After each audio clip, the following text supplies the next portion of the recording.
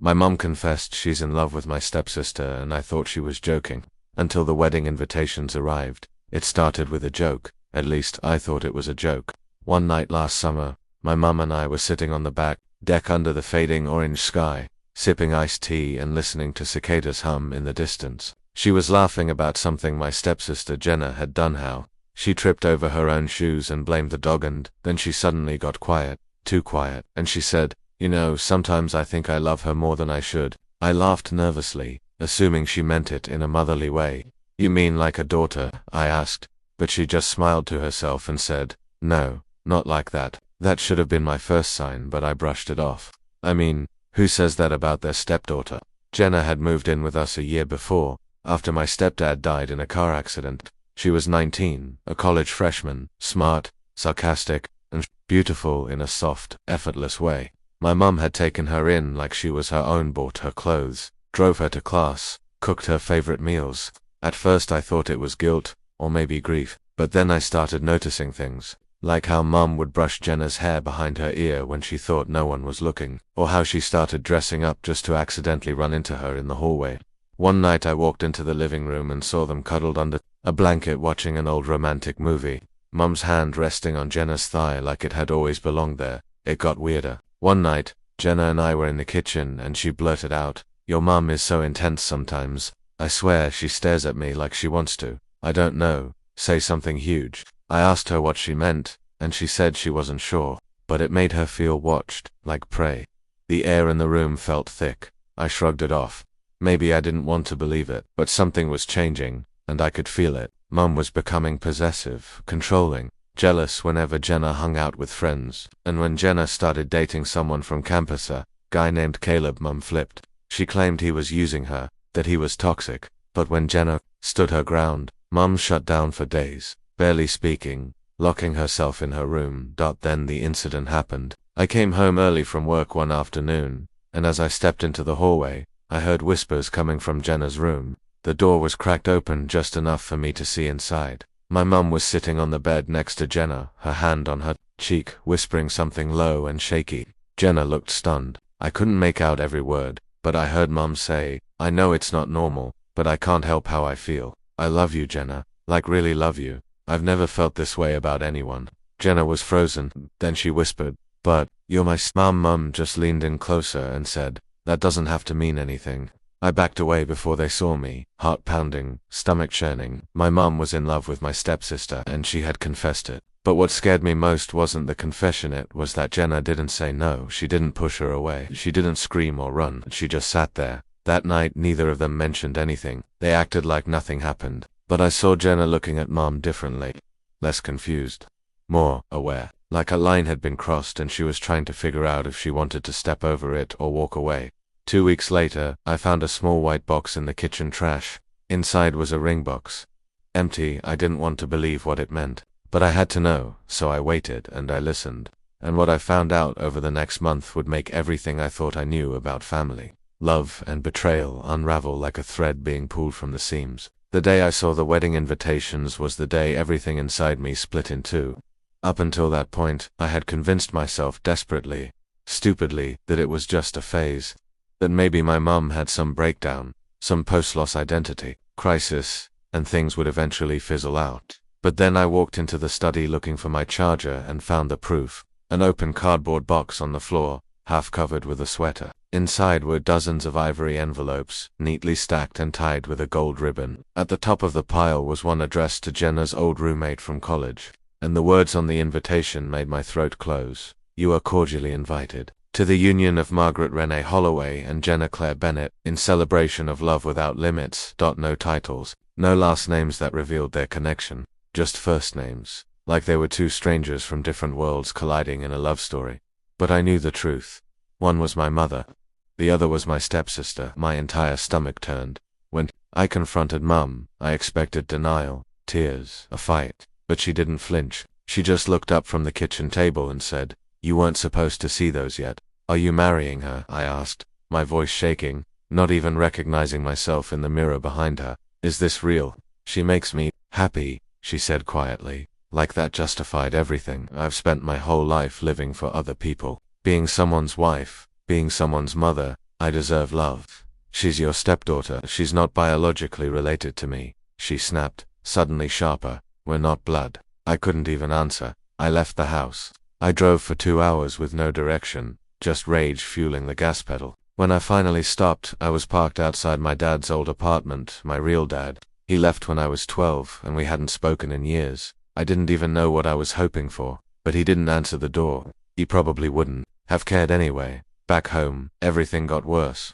Jenna didn't talk about it. She moved through the house like a ghost, quiet, pale, distant. But I noticed something had changed. She started wearing the necklace my mom gave her, a tiny gold locket shaped like a heart. She no longer mentioned Caleb. I finally asked her, bluntly, what was happening. I don't know, she whispered. I thought I was confused, but she's always been there for me, and sometimes it feels like she's the only person who really sees me. I didn't want this to happen, but she made me feel wanted. And maybe that's wrong, but I don't know how to let that go. It felt like watching someone sink in quicksand and choosing not to scream. Then came the rehearsal. Dinner. They rented out a small cabin in the woods, invited just a few people who didn't know the full story. They played it off as a quiet civil union, just a celebration of love, Mum told the florist.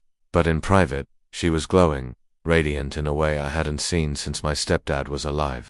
And Jenna wasn't smiling. She was quiet, subdued, like she was being walked down a path she wasn't sure she chose. That night, I found Jenna crying in the laundry room. She didn't hear me at first, but when I touched her shoulder, she flinched like I was her shadow. I can't do it, she said. Then don't. She said she'd fall apart. She said she couldn't survive it if I left. That's not love, I told her. That's manipulation. She looked at me, and for the first time in weeks, I saw the old Jenna, then helped me leave. That night, we packed her bags. She booked a train ticket to her aunt's house 3 states away. She cried the whole way to the station, not because she regretted it, but because she finally realized the spell had broken, and that meant letting go of someone she trusted once. The next morning, I woke up to chaos. Mum was screaming. Doors were slamming. I walked into the kitchen and saw the invitation box on fire in the sink. My mum turned to me, eyes red, hair wild. You did this. She didn't love you like that, I said. She was scared of you. She didn't answer, just walked out. I didn't see her for 3 days. When she returned, she was silent, cold. She barely ate. She spent hours staring out the window, waiting for a car that would never return. Eventually, she moved out. She lives alone now, in a small apartment on the other side of town. We don't talk much. As for Jenna, she's okay. She's seeing a therapist, slowly rebuilding. She told me once on the phone, I'm learning how to say no. I didn't know how badly I needed that. And me, I've learned that love, when twisted by power, becomes poison. And sometimes the people we trust to protect us are the very ones we have to escape. It's been 6 months since everything collapsed, since Jenna disappeared into the dark of that train station, and my mum watched her wedding burn to ash in a stainless steel kitchen sink. And yet, even now, I still feel the smoke in the walls of our old house. Even though we moved out, even though the rooms have been emptied and painted over, I still hear the echo of her voice whispering guilt like it was gospel. The world didn't explode like I expected. There was no scandal in the newspaper. No big courtroom drama, just a slow unraveling of everything that once made sense. Jenna stayed with her aunt for 3 weeks before finally calling me. I hadn't realized how much I missed her voice until I heard it again, small, hesitant, but clearer than it had been in months. She told me she was seeing a therapist every Tuesday and Friday, that she had finally told her aunt everything, not just about my mum, but about the years of being made to feel like someone else's emotional lifeline, someone else's fantasy. She used to stroke my hair, Jenna said, like I was a little girl again, but her eyes, they weren't motherly. I don't know when it changed, but I think I stopped being her stepdaughter the moment Dad died. That line haunted me, because it was true. Grief had unhinged something in my mum, turned her loneliness into a sickness. And Jenna had been the nearest warmth to cling to, but that didn't make it forgivable. That made it terrifying. Meanwhile, Mum checked herself into a wellness center about a month after Jenna left. Not a psychiatric facility, just one of those silent retreats with yoga and no phones and too much herbal tea. She told people it was for healing, but healing from what? From love that wasn't hers to have. From the idea that someone else's child could fill the crater her husband left behind. I visited her once. Against my better judgment, I think I needed to see if she was still the woman who raised me, or if she'd completely vanished behind that forced smile and soft voice. She looked thinner, Her hands trembled when she held the mug of chamomile tea between us. I thought she loved me, she said softly, her voice cracking for the first time. I thought maybe, for once, I could be enough for someone. You were supposed to be her protector, I said. Not her predator. Her face broke. That was the word that finally made the dam crack. She didn't cry loud or dramatically, she just sort of folded, like something inside her gave out. I never meant to cross the line, she whispered. I just didn't know where it was, anymore. That was the last time I saw her. Now, months later, Jenna's rebuilding her life. She got accepted into a grad program out of state. She's made new friends. She sends me pictures of her cat, and sometimes we talk on the phone for hours. There are still things she won't talk about, moments that linger like bruises, but she's laughing again. And when I visited her last week, she hugged me without flinching. That mattered more than anything. I've learned a lot since this all began, about boundaries, about the way grief distorts people, about the lies we're willing to tell ourselves just to survive the night. But mostly, I've learned that sometimes the people we idolize, parents, role models, the ones who kissed our scraped knees and sang us to sleep, can also be the ones who break us the most quietly. Not with fists, not with slaps, but with love twisted into something unrecognizable. So no, I don't talk to my mum anymore. I don't plan to, but every now and then, I still hear her words in my dreams. She makes me happy, and I wake up knowing that sometimes love isn't sacred. Sometimes it's a weapon wrapped in flowers, and sometimes the bravest thing you can do is walk away before it destroys you too.